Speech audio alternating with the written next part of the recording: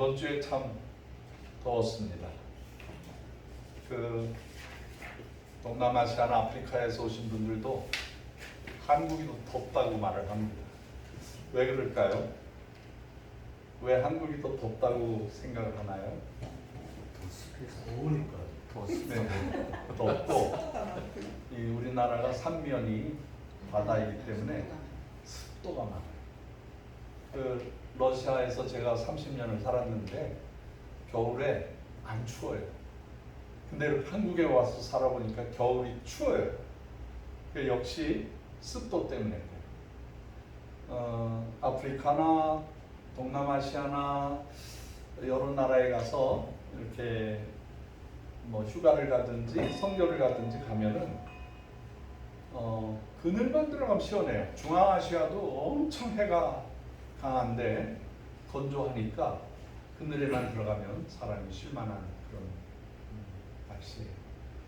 어쨌든 간에 우리 한국이 이제 더워지면서 열대 과일도 많이 자라고 또 바다에서도 참치들이 막 때를 지어서 올라온다 그러고 겨울에 그 명태라든가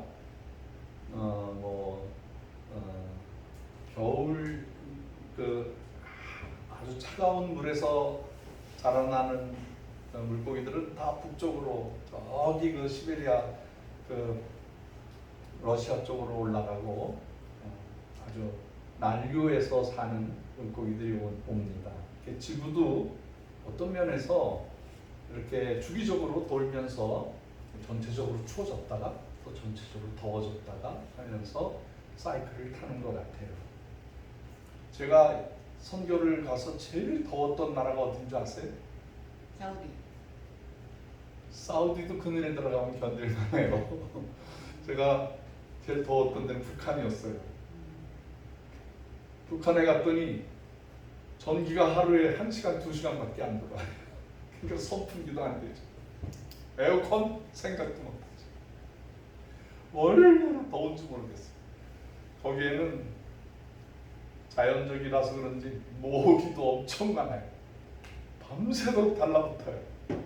그 시킬 수 있는 방법은 부채질밖에 없는데, 아이고 이거 뭐 북한에 가서 그 평양과학기술대학 안에서 일주일을 머무는데 제가 더워서 아주 죽는 줄 알았어요. 근데 우리 북한 분들은 그 더위를 잘 참더라고요. 잘 참고 추위도 잘 참고 그 고생하면서도 당연한 줄 알고 살아요. 도리어 제가 덥다 그러지도 못하고 춥다 그러지도 못할 정도로 그분들은 잘 인내하면서 살아가는 모습이었습니다. 제가 북에 가면은 주로 가는 곳이 이제 황해도에 자주 가요. 왜냐하면 땅이 거기서 농사를 질 수 있기 때문에 고구마를 심어주려면은 주로 황해도에 있는 농장을 많이 사용합니다. 어느 날은 이제 황해북도 그 연탄시 연산군 뭐 여러 가지 그런 지역 군이 있는데 그 군을 지나가다 보니까 특별한 그 돌을 쌓은 그런 모습이 있어서 운전하시는 기사한테 동무 잠깐 차 좀 세우라고 가던 길을 멈추고 차를 세웠어요. 그리고 제가 그 돌을 찾아갔더니 그게 그 유명한 연산군에 있는 고인돌 집단이었어요. 보기 싫은 거는 거기에다가 북한의 역사 고적이라 그러는데 거기다가도 뭐 김일성이 써놓고 김정일 써놓고 그랬더라고. 굉장히 오래된 인간이 제작한 건축물 중에 태고 쪽에 가장 오래된 그 건축물이 고인돌이에요. 고인돌 여러분 아시죠? 여기 우리 강화도에 가면 엄청 많아요. 강화도에 가면은 거기는 고인돌 천지고 그 전라남도 쪽으로 가다 보면 고창 그쪽에 보면 고인돌이 쫙 있어요. 경기도. 그러니까 제가 남한에 있는 것들만 보다가 북한에 있는 걸 보니까 얼마나 반가웠어요. 그래서 거기서 사진도 찍고, 지난 주간에 제가 우리 한국은 카톡에 북한에서 찍은 고인돌 역사 현장을 올렸는데, 제가 이걸 보면서 깜짝 놀라는 성경 구절을 발견했어요. 오늘 본문 말씀이에요. 오늘 본문 말씀에 보면 하나님 앞에 제단을 쌓을 때 돌을 깎지 말라는 거예요. 재단하지 말라는 거예요. 그냥 그 돌 그대로 하나님 앞에 쌓으라는 거예요. 그 정으로 치거나 그러면 여기 꼭 뭐 미신처럼 부정탄다, 부정탄다. 근데 이 고인돌이 언제 시작됐을까요? 여러분들이 생각하기로는 고인돌은 원시 시대, 구석기 시대, 신석기 시대에 사람들이 거기에다가 뭐 이렇게 해놓고 사람을 묻기도 하고 그런 것이 아닌가라고 생각을 할 수가 있습니다. 근데 그렇지는 않아요. 이게 고인돌이 무덤이 아니고요, 절대 무덤이 아니에요. 근데 나중에 이제 후손들 중에 이렇게 있으니까 거기에다가 뭐 재물도 쌓아놓고 뭐 하다가 보면 뼈다구도 남고, 어떤 사람은 무덤이 없으면 거기다 땅을 이렇게 파가지고 거기다 이렇게 조상도 모시고 그랬다는 말이 있습니다만은, 이 고인돌은 인류 최초의 돌더미, 돌을 쌓은 것인데, 이거는 하나님께 예배드리는 장소예요. 그 고조선 시대, 그러니까 우리가 역사를 보면 원래 조선인데 우리가 탄생한 게 조선이라는 나라가 건국이 되었는데, 그 조선이라는 나라가 가장 오래됐기 때문에 그걸 딱 고자를 넣은 거예요. 고조선이라고 우리가 읽는데, 조선이라는 말은 아침에 해가 뜨는 나라, 아침에 여명이 올 때 하나님 앞에 예배드리던 나라, 인류가 노아의 홍수를 당한 이후에 노아의 홍수를 피하려고 두 가지를 했어요. 하나는 바벨탑을 쌓은 거예요. 바벨탑을 쌓아서 높이 쌓아서 거기에 있으면 홍수가 와도 괜찮을 것이다 라고 생각하는 사람들이 그 니므롯, 바벨 지역에 사는 그런 사람들이었었어요. 근데 또 다른 그룹은 아니야, 하나님은 빛이시니까, 하나님 사랑이시니까 저 해가 뜨는 곳에 가면 하나님의 나라가 있을 거야 라고 생각하고 아주 담대하게 동쪽으로 오신 분들이에요. 그분들은 일정이 해가 떨어지면 그 자리에서 텐트를 치고 거기서 쉬고, 해가 뜨면 해가 뜨는 쪽을 향해서 계속해서 오는 거예요. 그렇게 해서 도착해서 바다를 만나고 더 이상 갈 곳이 없는 것이 한반도예요. 그리고 이분들이 도착하자마자 하나님 앞에 제단을 쌓았어요. 우리가 좋아하는 찬송가 중에 야곱이 참 깨어 일어나고, 뭘 쌓아요? 돌단을 쌓은 것 본받아서. 이게 하나님께 제단을 쌓는 사람들의 일생에 어떤 큰 은혜를 당하면 그 자리에다가 돌을 쌓는 거예요. 이스라엘 백성들도요, 어떤 역사적으로 하나님의 은혜를 경험했거나 뭐 약속을 기약할 때는 거기다 돌단을 쌓고 거기에다가 기념을 하는 그런 문화가 있었어요. 근데 우리 민족도 꼭 그와 같은 문화를 가지고 있어요. 우리 민족들이 돌을 굉장히 사랑했습니다. 그 이름도 지을 때 뭐 차돌이, 바우, 하여튼 이름을 지을 때 돌처럼 살아라, 돌처럼 살아야 이 험한 세상을 이긴다, 그렇게 생각을 했나 봐요. 또 우리나라 여인들의 이름은 세상이 아무리 험하고 괴롭고 그래도 순하게 살아라 해서 순자를 많이 집어넣었어. 우리나라 사람들은 숫자를 좋아했어요. 어쨌든 간에 지금도 북한에 가면 그 뭐 돌, 철, 뭐 여자 이름도 뭐 아주 시골 이름으로 그대로 짓고 살아요. 예수님도 돌을 좋아하셨어요. 예수님도 다니면서 자기를 프로필을 할 때 어떻게 했냐면 내가 산 돌이다. 그 자신을 돌이라고 얘기했어요. 돌이라고. 돌이 어느 게 돌인가? 제가 이제 과학자들이 하는 얘기를 들어보니까 이 지구가 이제 불덩어리가 됐잖아요. 불덩어리가 되고 뭐 어떻게 해서 뭐 이렇게 지나가는 별똥들이 와서 부닥치고 막 또 폭발하고 막 화산이 터지고 지금도 이 밑에는 불이 가득 차 있잖아요. 우리 지구 심층부로 들어가면은 거기에 불덩어리가 아직도 있어요. 그래서 지구가 이 정도의 온도를 유지하고 살 수 있는 것 같아요. 근데 이게 식으면 바람이나 또 혹은 가스에 의해서 물에 의해서 식으면 이렇게 돌이 돼 버리거든요. 불덩어리가 돌이 되면서 이게 부스러져.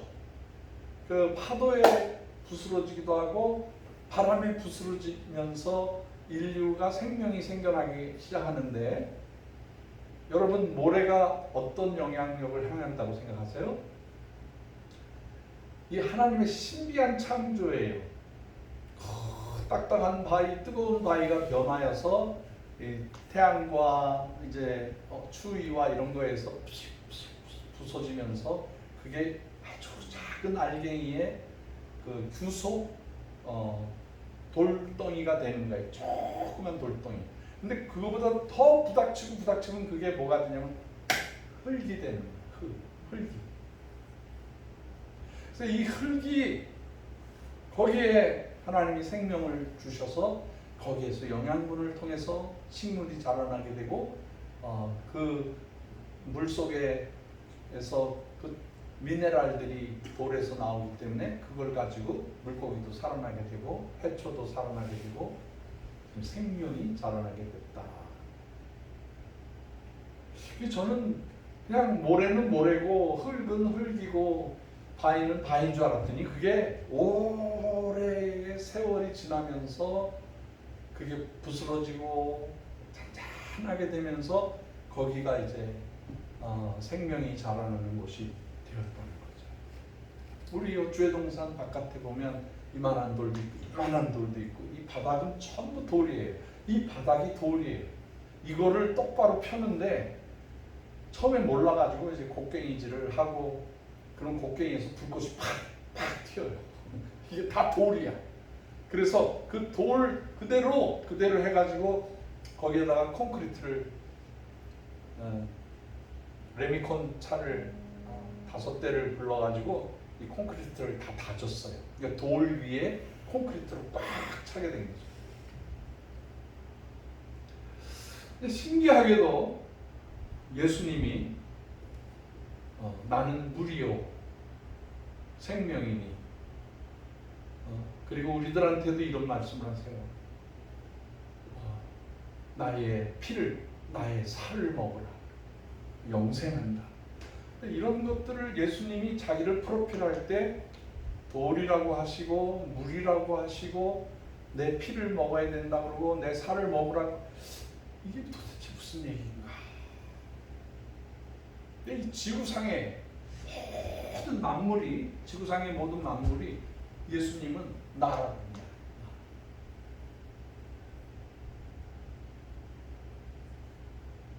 그리고 사람들더러 이렇게 말을 합니다.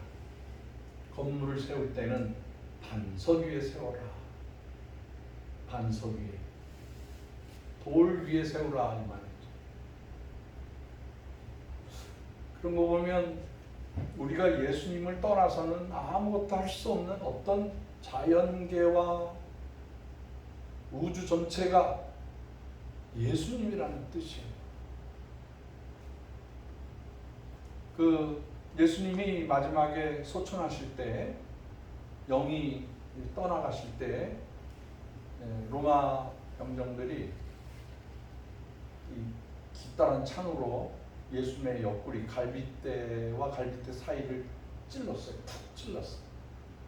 그게 이제 2000년 전 로마 시대에 죽었는지 살았는지를 확인하는 방법이에요. 그렇지 않으면 십자가에 처형을 할 때 이 사람이 죽었는지 안 죽었는지를 어떻게 판단하냐면, 이렇게 횡격막이 이렇게 십자가에 매달려 있으니까 너무 힘들면 다리에 힘이 풀어지면 막 이렇게 하다가 숨을 못 쉬어서 죽는다는 거예요. 그러면 이제 그렇게 죽이는 방법은 빠른 거죠. 이렇게 다리를 꺾어버린다는 거예요. 근데 성경 예언에 뼈를 꺾지 아니하시고라는 단어가 나와요. 그래서 예수님은 죽었나 살았나 이렇게 찍어보고 살았으면 다리를 꺾으려고 했는데 이미 돌아가셨어요. 근데 그 창으로 흘러나오는 게 두 가지가 나왔어요. 사람의, 이 과학자들이 깜짝 놀라는 얘기. 뭐가 나왔어요? 예수님의 옆구리에서? 물과 피가 나옵니다. 산 사람을 찌르면 그 피가 나온다는 거예요. 그런데 죽으면 림프톨과 피가 분리가 되죠. 그래서 물이 나오고 피가 나옵니다.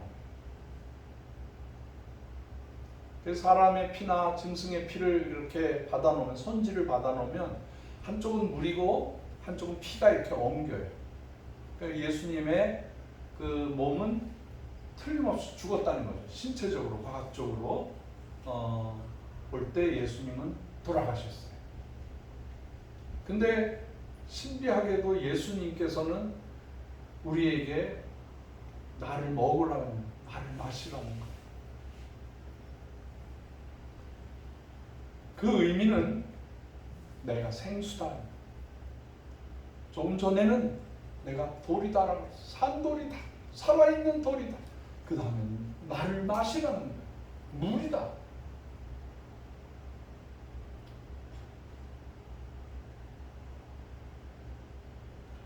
그래서 인간의 물질은 여러 가지 전자, 원자,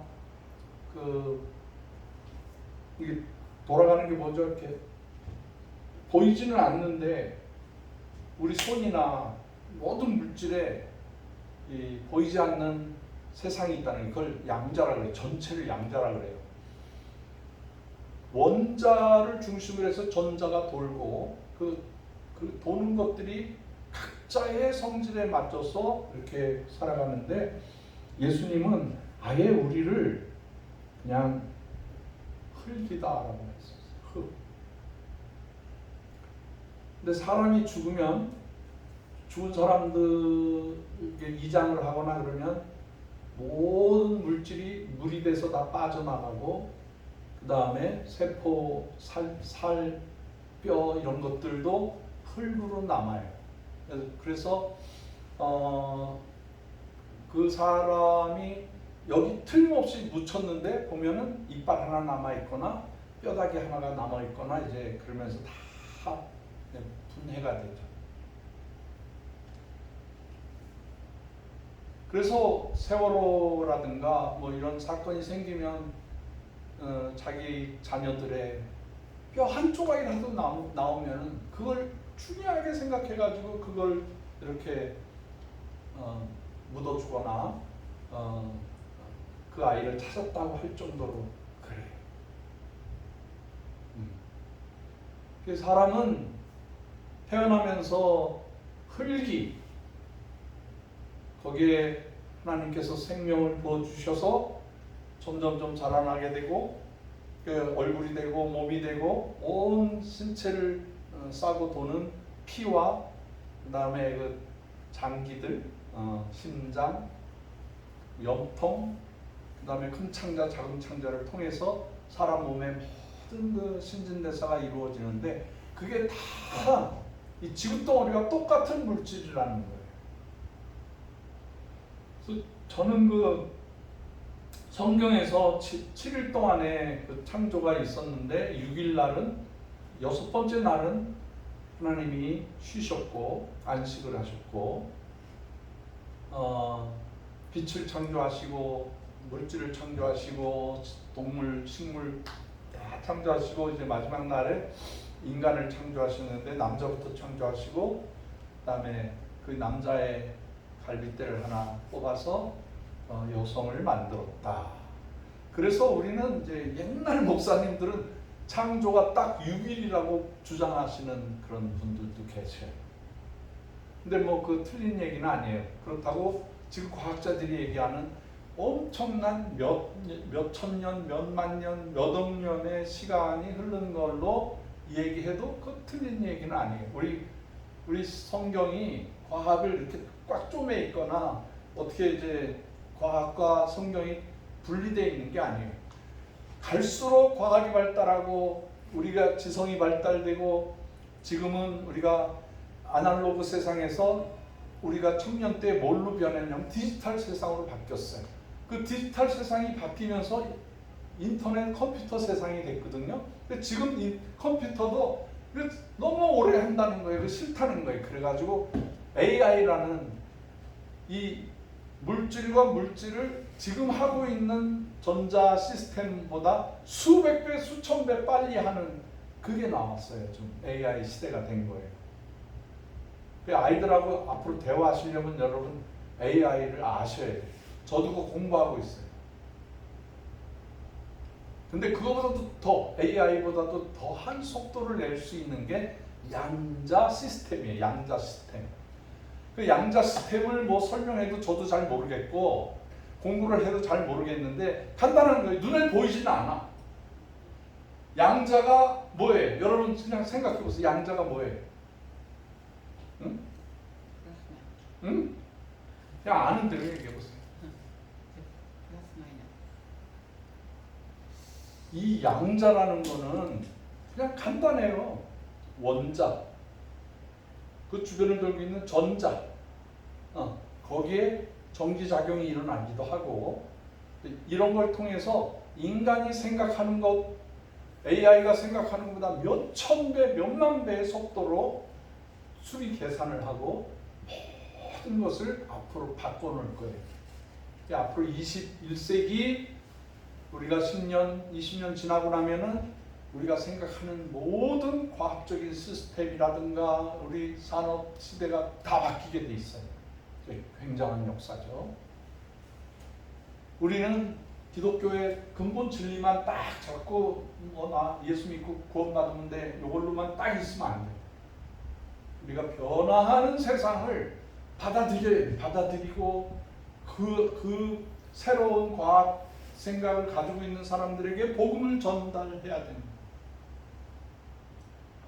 제가 처음에 이제 돌 가지고 얘기했어요. 돌. 깎지 않는 돌.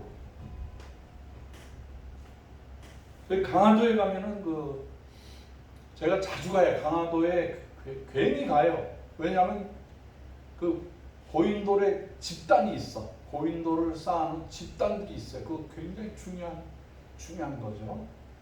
근데 그거를 다 총 집단으로 모아놓은 게 있는데 그게 만이산에 가면 만이산 꼭대기에 제단이 있어요.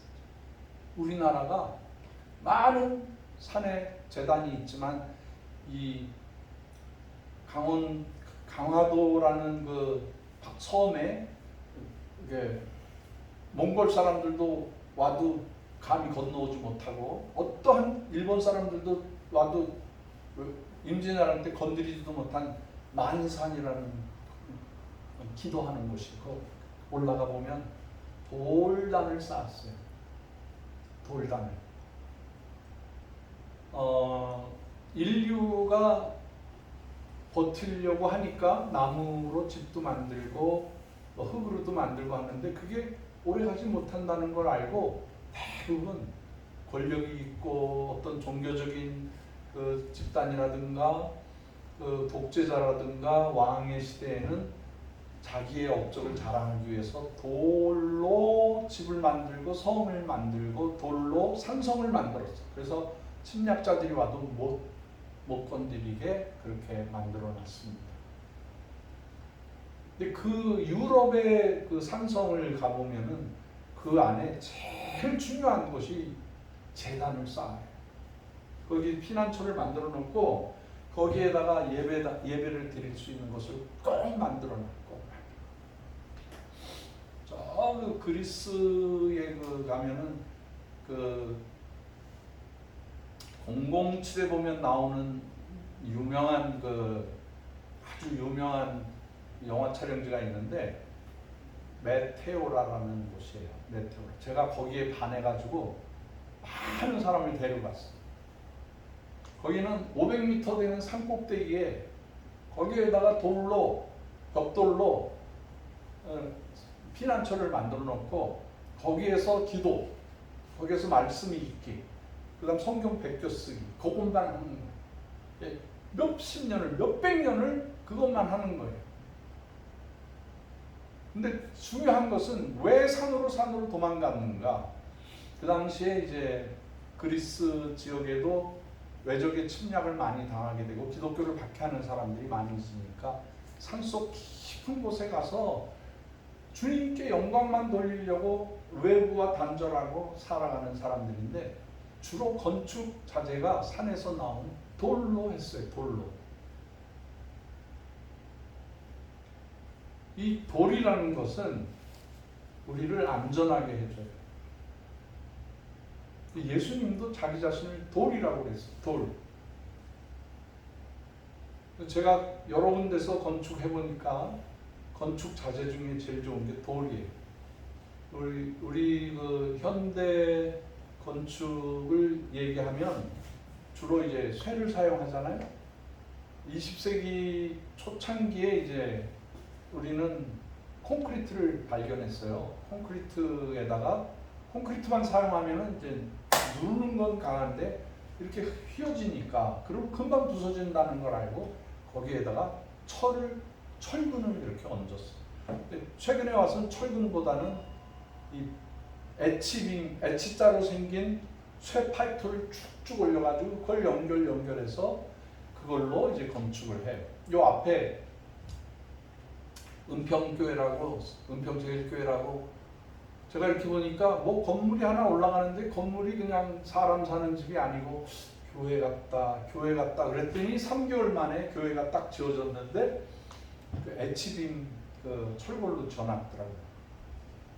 그래서 요즘에는 3개월이면 건축이 충만하게 되는구나 그걸 알게 됐습니다. 제가 여기 산을 절개하면서 제일 기뻤던 게 어마어마한 돌들을 찾아냈어요. 이 땅이 좋은 게 반석 중에 반석이에요. 이제 장마가 져가지고 비가 엄청 와서 이렇게 이게 잘못하면 어쩌지 그랬는데 이게 쭉 흘러가지고 밑에가 돌이니까 아무런 문제 없이 그냥 흘러서 요 옆에 개울 쪽으로 다 흘러가 버린 거예요. 여기 장마가 없어요. 여기는 물 피해가 없어요. 또 지대도 높아. 그래서 그런 거 볼 땐 너무너무 감사한 거예요. 하나님은 어떻게 이렇게 귀한 이 땅을 주셔서 그냥 푸석푸석한 흙이 아니라 이 돌로 만들어진 땅에 주셔서 하나님의 성전을 지을 수 있게 해주셨나. 반석 위에 내 전을 세우라. 그 말씀대로 여기는 명당 자리가 되는 거예요. 하나님 앞에 드릴 수 있는 아주 좋은 자리가 되는 거예요. 예수님은 정말로 그 자기 자신을 이 대자연과 동일시해서 말씀하셨어요. 자, 다시 봅시다.